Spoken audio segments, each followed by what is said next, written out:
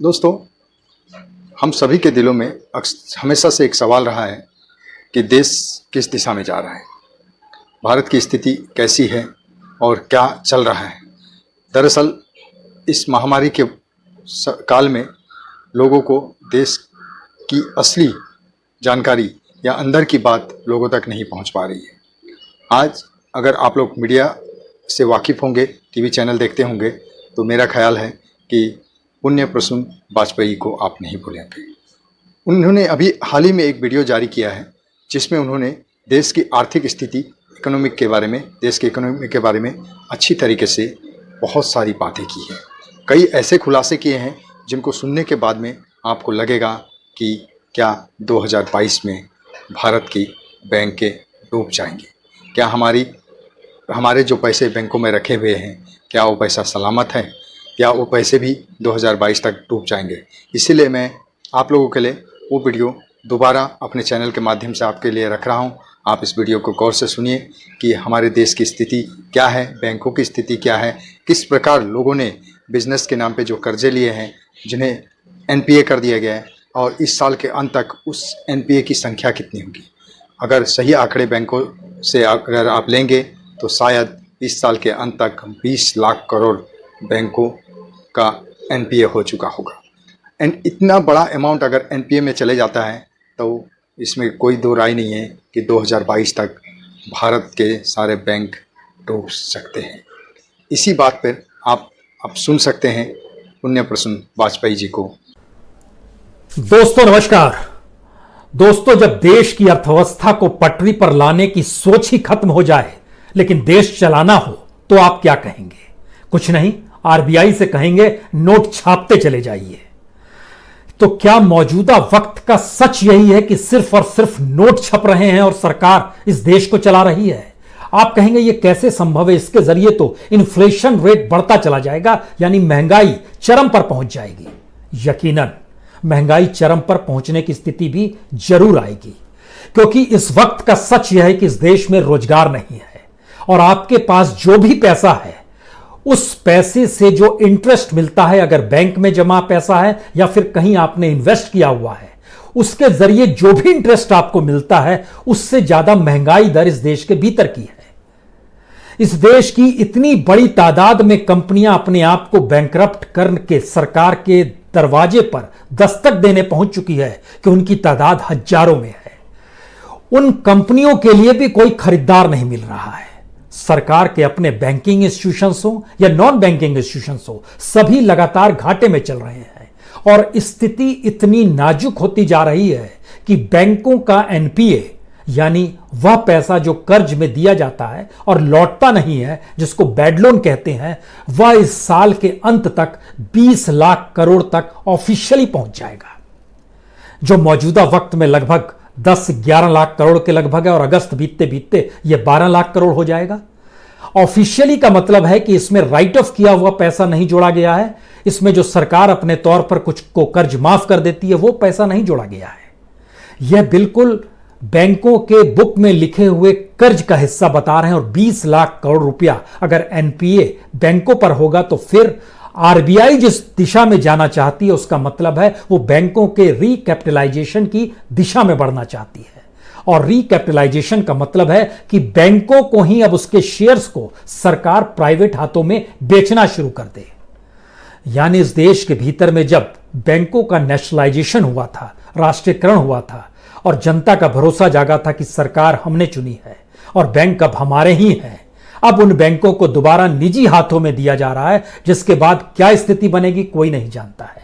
इस दिशा में भी कदम उठाए जा रहे हैं, लेकिन आज जरा सिलसिलेवार तरीके से अपने पैसे को लेकर आप अपनी स्थिति को समझ लीजिए, तब आप समझ पाएंगे कि दरअसल जिस इकोनॉमिक जमीन पर हम लोग बैठे हुए हैं उसको लेकर कोई विजन इस सरकार के पास नहीं है और यह सोच नहीं पा रही है कि किस तरीके से इस देश की इकोनॉमी को चलाया जाए, क्योंकि इस देश के भीतर में फिलहाल महंगाई दर 6.09% है, 6.09% महंगाई दर का मतलब बहुत साफ है, कम से कम बैंक से इंटरेस्ट रेट तो इससे ज्यादा मिलना चाहिए।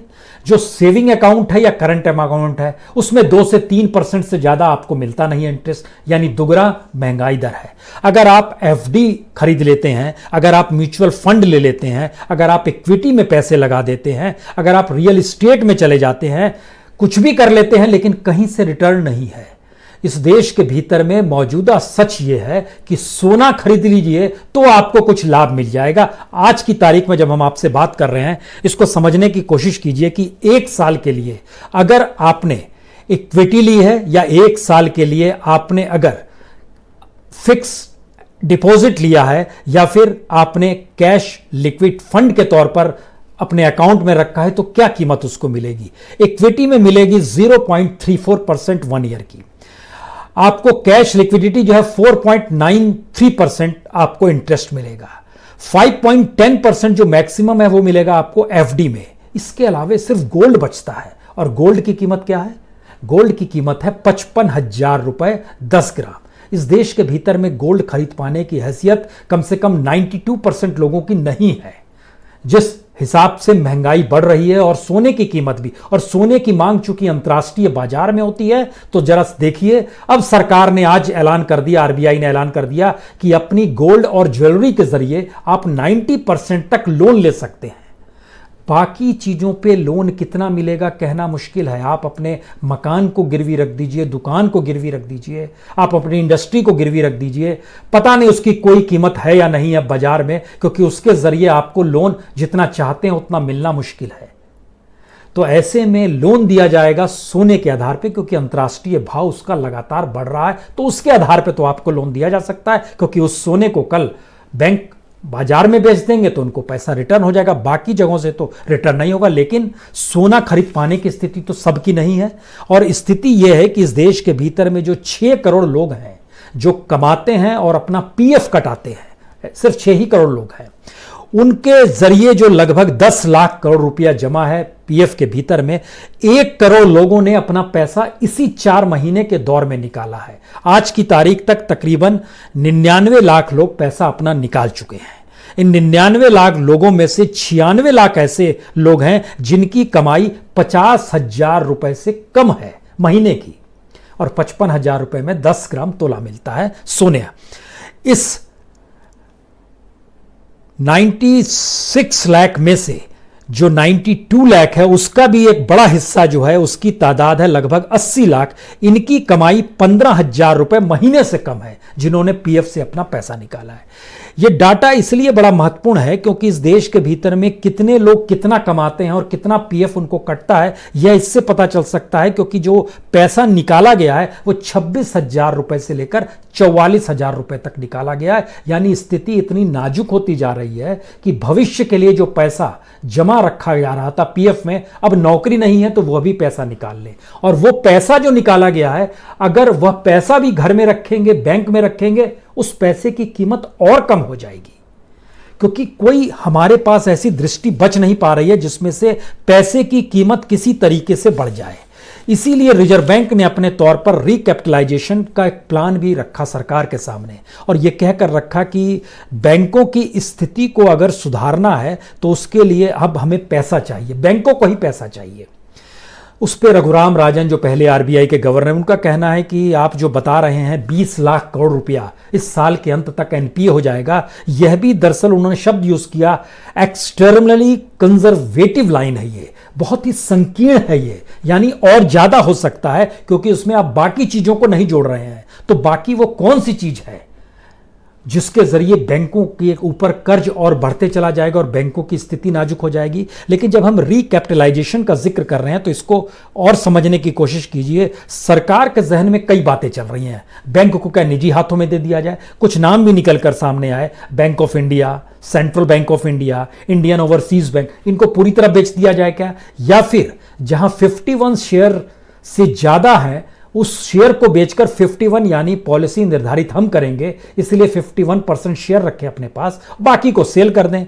तो इसमें जो लिस्टेड कंपनी आ रही है कि जो 6 बैंक माना जा रहा है जिनके सेल किए जा सकते हैं शेयर्स, उसमें एसबीआई है, पीएनबी है, बैंक ऑफ बड़ौदा है, कैनरा बैंक है, यूनियन बैंक है, बैंक ऑफ इंडिया है। इनके जो शेयर्स गवर्नमेंट के पास है, एसबीआई के शेयर्स 56.92%, पीएनबी के शेयर 83.19%, बैंक ऑफ बड़ौदा के 71.6%, कैनरा बैंक के 55%, यूनियन बैंक के 89.07% और बैंक ऑफ इंडिया के 89.1%। अब सवाल है कि इन बैंकों को अगर सेल भी किया जाएगा तो पैसा आएगा कितना। माना जा रहा है कि लगभग 90,000 करोड़ रुपए आ जाएंगे और 40,000 करोड़ रुपए तुरंत बैंकों को चाहिए। दूसरा सवाल फिर आपके जहन में आना चाहिए, जब नोट छापे ही जा रहे हैं तो नोट बैंकों के लिए क्यों नहीं छाप दिए जाएं? अगर सरकार चलाने के लिए नोट छापे जा रहे हैं, इस देश में कुछ चीजें डेवलप हो नहीं पा रही है, तो ये मुसीबत ये सबसे बड़ी ये है कि अगर इसमें बैंकों को ठीक करने के लिए भी अगर बैंकों को कि नोट छाप के दिया जाए तो फिर स्थिति आर्थिक तौर पर इस देश के भीतर में इतनी दिवालिया हो जाएगी, यह देश ही किसी दिन भरभरा के गिर जाएगा। इसीलिए जो प्लान है उसमें कहा गया है कि 12 से 18 महीने यानी 2022 तक आप शेयर्स बेचिए, 51% शेयर अपने पास रखिए, बाकी बेचिए। बुक जो बैंक की वैल्यू होती है उसको ठीक कीजिए, उसको ठीक करने के बाद बैंक के शेयर ज्यादा तेजी से बढ़ेंगे और शेयर मार्केट में वो उछाल लाएंगे। और मार्केट में जब आप शेयर बेचने जाएंगे तो ज्यादा कीमत आपको बैंक में इन्वेस्टर्स जो है वो ज्यादा पैसा दे देंगे। यानी निजीकरण की भी तैयारी है और बैंक के शेयर बेचने की भी तैयारी है। इसके तरीकों को थोड़ा और सरलता से अगर आप समझना चाहते हैं तो यह समझिए कि जो ऐसी इंश्योरेंस कंपनी है जो लोगों के इंश्योरेंस नहीं करती है, बाकी घर मकान इन सब चीजों का इंश्योरेंस करती है, 3 कंपनी थी, orient insurance company, national insurance company, united India insurance company. इन तीनों के मर्जर की बात हो रही थी कि तीनों घाटे में चल रहे थे। बैंकों के हाल भी कुछ इसी तरीके से हुआ, बैंकों की स्थिति बिगड़ गई तो मर्जर कर दिया गया। यहां भी 2018 के बजट में कहा गया था इनका मर्जर कर देंगे। स्थिति और बिगड़ी तो अब कहा गया कि मर्जर करने से तो चीजें रास्ते नहीं आएंगे, इनमें भी कुछ पैसा पंप किया जाए। और पंप इनके बीच में लगभग 3,475 करोड़ रुपए अब इन तीनों जगहों पर पंप किया जा रहा है। और इनको यह कहा जा रहा है कि आपको जो शेयर्स कैपिटल का जो ऑथराइजेशन था उसको हम बढ़ा देते हैं। जैसे नेशनल इंश्योरेंस के लिए पहले 2,600 रुपए उसके जो ऑथराइजेशन था शेयर कैपिटल का, उसको बढ़ा के 7,500 करोड़ कर दिया गया। जो यूनाइटेड इंडिया इंश्योरेंस थी उसका लगभग 200 करोड़ का था, उसको बढ़ाकर लगभग 5,000 करोड़ कर दिया गया। जो ओरिएंट इंश्योरेंस थी उसका 250 करोड़ था, उसको भी बढ़ा के 5,000 करोड़ कर दिया गया। सबका ऑथराइजेशन बढ़ा दिया गया। यानी सब मार्केट में चले जाएं, वैल्यू बढ़ाएं, चीजों को डेवलप करें, लेकिन कहां से करेंगे? यहां तो लोगों का अपना पैसा ही उसकी कीमत कम हो रही है। यानी फिर समझ नहीं है, पहला राउंड यह भी आया। और इन सब के बीच का सच यह है कि इस देश के भीतर का जो वित्तीय घाटा है, जो बजट में रखा गया था कि साल भर में हमको इतना घाटा होगा, मान लीजिए उन्होंने रखा कि साल भर में 100 रुपए घाटा होगा, तो आपको जानकर हैरत होगी इसी पहले तिमाही में ही 83 रुपीस चले गए, घाटे में चले गए। और वो डाटा ये बता रहा है कि वित्तीय घाटा जो है वह पूरे साल का था 7,96,000 करोड़ का, जो कि इस 3 महीने में 6,62,000 करोड़ का घाटा हो चुका है हमारा वित्तीय घाटा।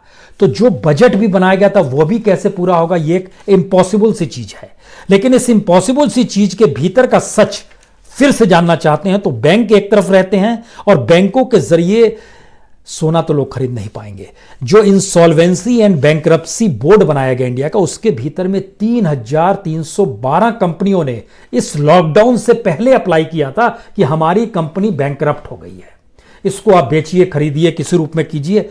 महत्वपूर्ण यह नहीं है, किसी भी देश में मैन्युफैक्चरिंग यूनिट दिवालिया नहीं होती है। भारत में वह भी दिवालिया हो गई है। और फरवरी तक का डाटा जो है, मार्च, अप्रैल, मई, जून, जुलाई, इसके बाद तो मान लीजिए लॉकडाउन की स्थिति थी, इस बीच में तो बढ़ा दिया गया कि बैंकरप्सी का काम अब रुक गया है। लेकिन मैन्युफैक्चरिंग यूनिट्स 1,343 यूनिट्स ने खुद को बैंकरप्ट कर दिया और उस चले गए सीधे इंसॉल्वेंसी एंड बैंकरप्सी बोर्ड के सामने कि आप इसकी कोई व्यवस्था कीजिए। उसमें जानकारी मिली कि 340 का तो कोई खरीदार ही नहीं है, तो उसको लिक्विडेशन की तरफ बढ़ा दिया गया। जो 95 था उसका एक रिजर्वेशन प्लान बनाया गया है। जो बाकी 77 थे उनको रिवाइज किया जा रहा है कि किसी तरीके से इनको चालू किया जा सके। 52 ने कहा अच्छा बेच नहीं सकते हैं तो हम विड्रॉ कर लेते हैं। और 779 कंपनीज को लेकर अभी कोई काम शुरू हुआ नहीं है। ये एक स्थिति है इस देश के भीतर की इंडस्ट्रीज की। और इतना ही नहीं, इसमें जो कंपनीज थी उसमें मेटल से जुड़ी कंपनी, टेक्सटाइल से जुड़ी कंपनी, फूड से जुड़ी कंपनी, फूड बेवरेज से जुड़ी कंपनी, मशीनरी से जुड़ी, इक्विपमेंट से जुड़ी कंपनी, ये कंपनी आती। और लॉकडाउन के बाद स्थिति तो और नाजुक हो गई है, क्योंकि आरबीआई खुद बता रही है एक्सपोर्ट नीचे जा रहा है, मैन्युफैक्चरिंग डेवलप हो नहीं पा रहा है। उन्होंने जो आज जो डाटा रखे उसमें उन्होंने साफ कहा पैसा नहीं है, जो ईएमआई की रियायत थी वह भी अगस्त के बाद खत्म हो जाएगी। रेपो रेट में कोई चेंज नहीं करेंगे, यानी लोन देना लेना ये सब पुरानी स्थिति है। आपको जितना पैसा देना है उसको चुकाना होगा और ईएमआई भी अब आपको देनी होगी। यह स्थिति बहुत साफ तौर पर आरबीआई ने साफ कर दी। इसके साथ आपके सवाल जहन में होना चाहिए, ऐसा क्यों हो रहा है, ऐसा क्यों होना चाहिए? उसके लिए हमको लगता है कि सरकार के भीतर में फ्रॉडिज्म जो था बैंकों को लेकर वो बहुत तेजी से बढ़ा है। इस तेजी से बढ़ा है कि इतिहास में कभी ऐसा नहीं हुआ। पिछले साल 19-20 के ईयर का हमने जब लगातार होते रहा है, लेकिन पिछले ही साल का डाटा देखिए, 1,85,772 करोड़ ये रकम बैंक फ्रॉड की है। अब किसी बैंक के भीतर में अगर एक साल में लगभग 2 लाख करोड़ का फ्रॉड हो रहा है भारत के बैंकों में जो कॉमर्शियल बैंक है, तो एनपीए 20 लाख करोड़ हो जाएगा साल के अंत तक। यह तो बहुत छोटी रकम है।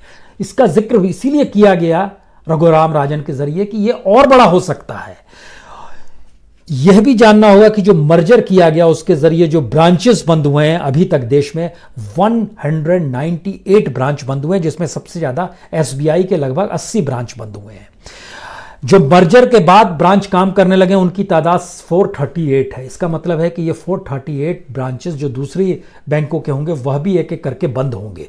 और यह स्थिति धीरे धीरे लाएगी कि बैंकों का जो खर्च है, जैसे सरकार अपने ऊपर सारा खर्च कर लेती है टैक्स पेयर का पैसा, ठीक इसी तरीके से बैंक में जो पैसा जमा होता है उस बैंक के जमा पैसे से जो पैसा सरकार को देते हैं या फिर कॉर्पोरेट को देते हैं, इंडस्ट्रीज, उसके जरिए जो इंटरेस्ट की कमाई होती है बैंक उसी से चलते हैं।